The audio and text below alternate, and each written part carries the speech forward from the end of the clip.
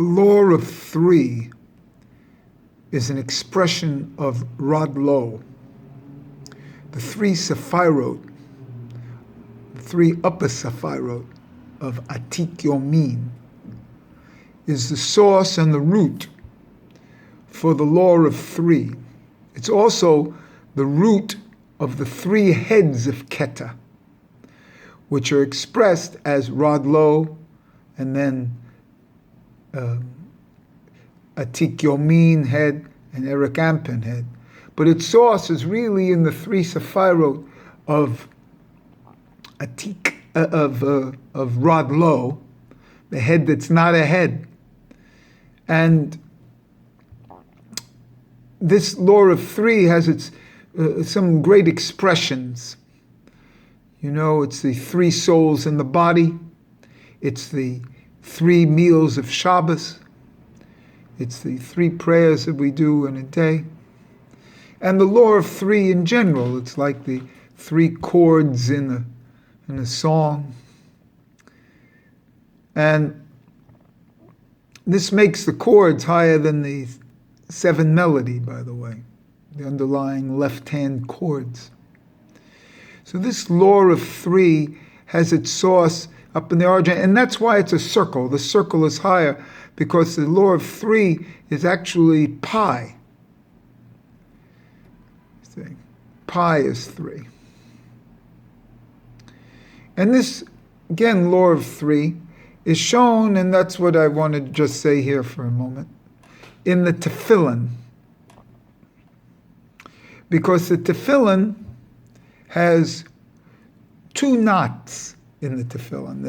There's a yud that's knotted in the arm tefillin, and then there's a dalet, and even a double dalet in the head tefillin on the back. So these two knots, these kasha, by the way, which is 600, which is expressed as a double dalet, as a final mem, which comes in here. These two knots,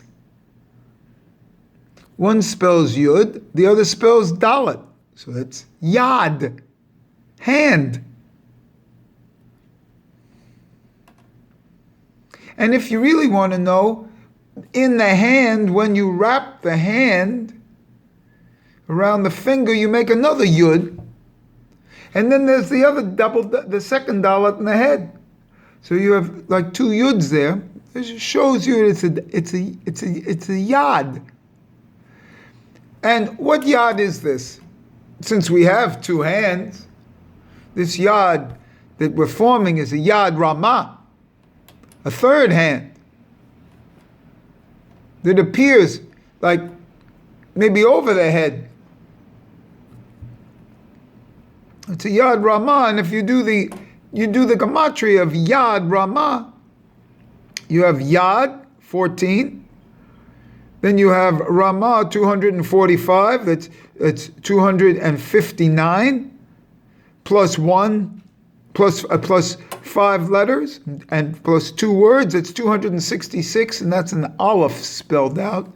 And that aleph, by the way, is the way the hand is formed in making the Shema, in making the aleph in front of your closed eyes, in making the Shema.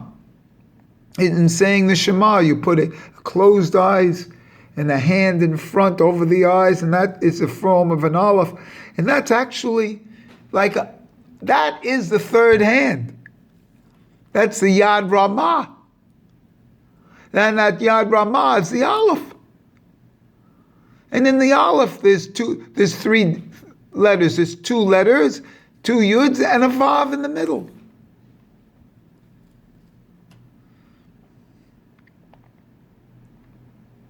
And the aleph can be spelt with a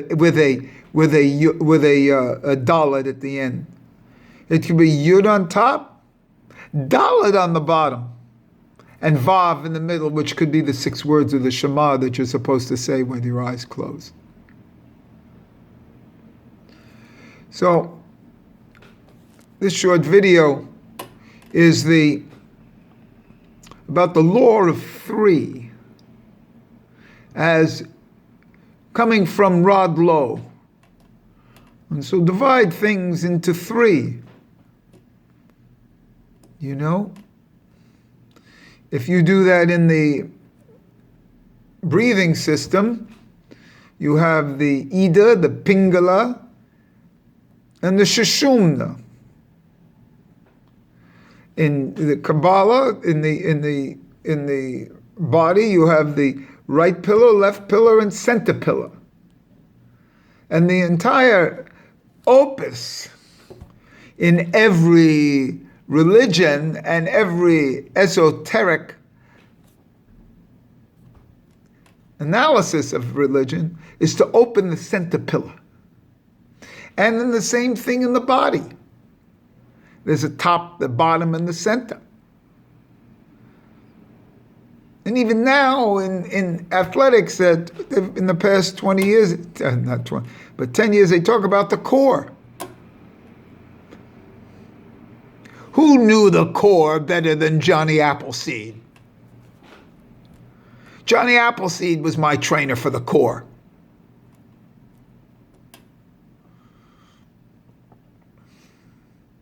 Johnny Appleseed told me a lot about this, how to open the core. So when you find a better teacher of the core than Johnny Appleseed, let me know. There are three parts. This reflection of the three parts is the highest level. Then we come down into physical manifestation of the seven, which is like the melody. But the underlying pulse of the three-chord foundation, the underlying pulse of the seven is the three. And this has to be understood that that's the circular world. So there's an introduction to the circular world and the law of three, which is found in Rod Low.